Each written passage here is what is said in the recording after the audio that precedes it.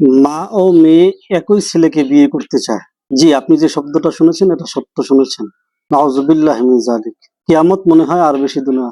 ঘটনাটি ঘটেছে বগুড়ার শিবগঞ্জে। মা এবং মেয়ের একই ছেলের সাথে সম্পর্ক।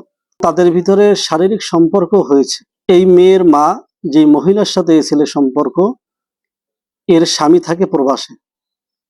সেই সুযোগে মা এবং মেয়ে দুজনের সাথে ছেলে সম্পর্ক তৈরি করেছে। এই হলো আমাদের সামাজিক অবস্থা কোন পর্যায়ে গিয়ে দাঁড়িয়েছে। আচ্ছা, বাংলাদেশে কি ছেলের অভাব পড়েছে? কেন মা এবং মেয়েকে একই ছেলেকে বিয়ে করতে হবে এবং দুজন একই ছেলেকে বিয়ে করার জন্য উঠে পড়ে লেগেছে এবং এটা নিয়ে দেখলাম সম্ভবত বিচার পর্যন্ত হয়েছে। যতটুকু দেখলাম ভিডিওর ভিতরে ইউনিয়ন পরিষদে সম্ভবত এটা নিয়ে দরবার হয়েছে। আমাদের সামাজিক অবক্ষয় কোথায় গিয়ে দাঁড়িয়েছে?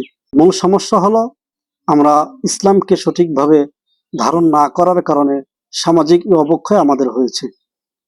ইসলামকে যদি আমরা সঠিকভাবে ধারণ করতাম, পালন করতাম, ব্যক্তিগত জীবনে, পারিবারিক জীবনে যদি আমরা সঠিকভাবে ইসলামকে পালন করতাম, ধারণ করতাম, তাহলে এ ধরনের অনৈতিক কাজ, এ ধরনের সামাজিক অবক্ষয়মূলক কাজ আমাদেরকে গ্রাস করতে পারত না। মা এবং মেয়ে একই ছেলেকে বিয়ে করতে চায়। নাউজুবিল্লাহ। আল্লাহ মাফ করুন।